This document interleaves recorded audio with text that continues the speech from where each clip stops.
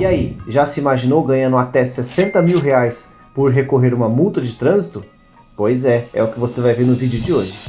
Fala pessoal, tudo beleza com vocês? Meu nome é Carlos, sejam muito bem-vindos à CIG. E vamos lá pessoal, hoje sem enrolação, hoje não vai ter introduçãozinha, eu vou direto ao caso. Você não leu errado.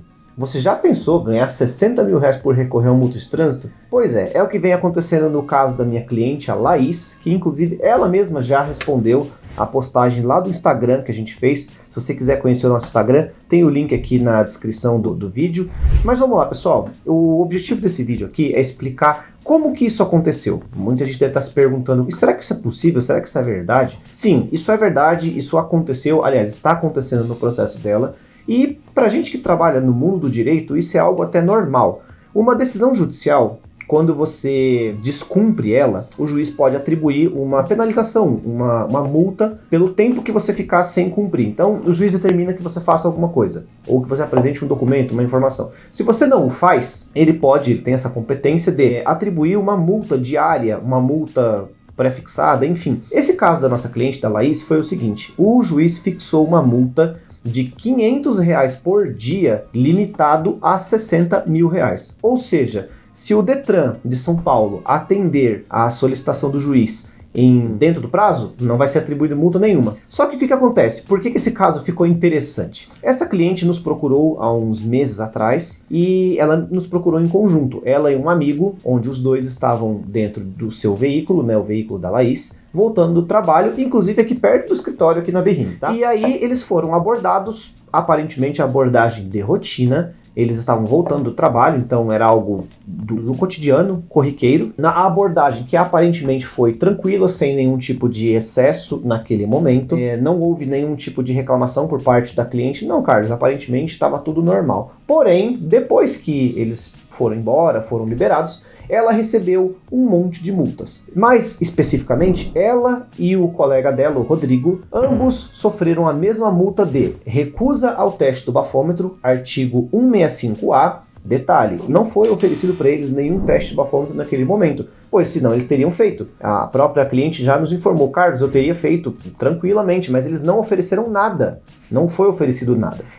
Ela tomou uma outra multa especificamente que foi de desobedecer ordem de parada. Aliás, desobedecer ordem de autoridade de trânsito, mais especificamente. Só que assim, não houve nenhum tipo de recusa à ordem de parada ou nenhum tipo de recusa à ordem nenhuma emanada pela autoridade. Eles foram abordados, foram averiguados, estava tudo certo, eles foram liberados, porém chegaram essas multas para Laís e também para o Rodrigo no caso. E aí assim pessoal, aí começa o trabalho bem feito, tá?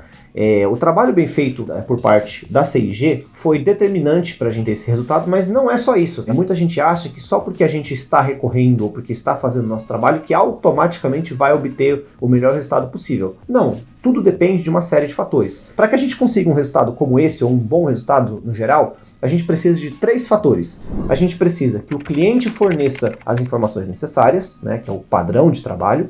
Nós precisamos fazer um bom trabalho e nós precisamos de um bom julgamento, ou um bom julgador, no caso, né? Isso vale se for um caso pela esfera administrativa, ou seja, você recorre pelo próprio órgão de trânsito, ou se você recorre pela via judicial, que é o caso da nossa cliente aqui. Então, o objetivo começou a ser alcançado a partir do momento que nós determinamos que a melhor estratégia para o caso da Laís seria direto para o judicial. Porque quando você toma uma multa e ela está dentro do prazo, você pode recorrê-la pela via administrativa, ou seja, o Detran te multou, você recorre perante o Detran. O Detran é quem vai julgar o seu caso. Tem um julgador lá dentro. Se você perde na esfera do Detran, você pode avançar o seu processo, que vai para a JARI, Junta Administrativa de Recursos de Infrações. E se você o perde, você pode recorrer ao CETRAN. Então assim, isso é o processo administrativo. Esse caso da Laís, nós recomendamos ir diretamente para o judicial. Por quê? Por conta dos excessos. Estavam presentes vários indícios de que sim, as autuações foram excessivas, foram abusivas. E foi aí onde começaram os problemas do Detran. Por quê? Nós conseguimos uma liminar, nesse caso, inclusive essa liminar também foi postada no nosso Instagram. Se você não está seguindo o nosso Instagram, tá dando bobeira. Acompanha quem sabe fazer o trabalho bem feito, tá? Fica a dica.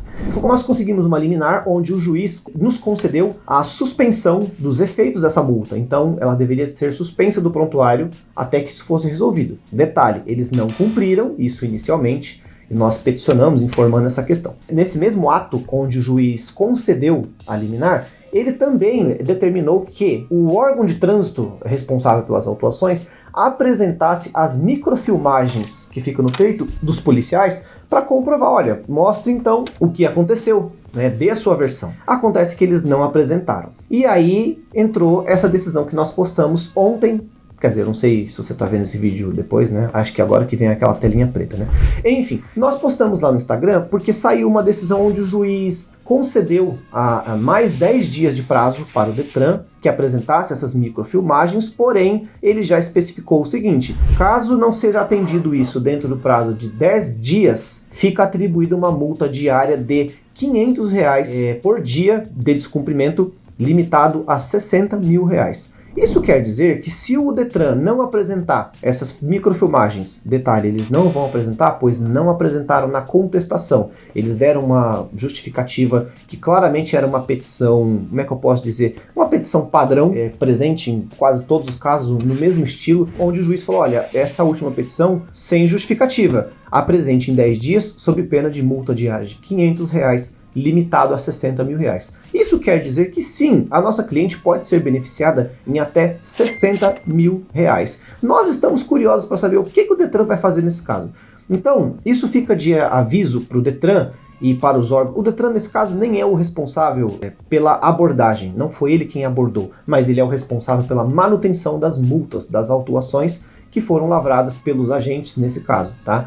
Então eles é quem respondem por essa abordagem, ok? Então assim, fica de aviso isso daí, tanto para os órgãos de trânsito pelos seus excessos, mas para você que desconfia, que acha que recorrer de multa de trânsito é besteira. Não é, isso é coisa séria, tá?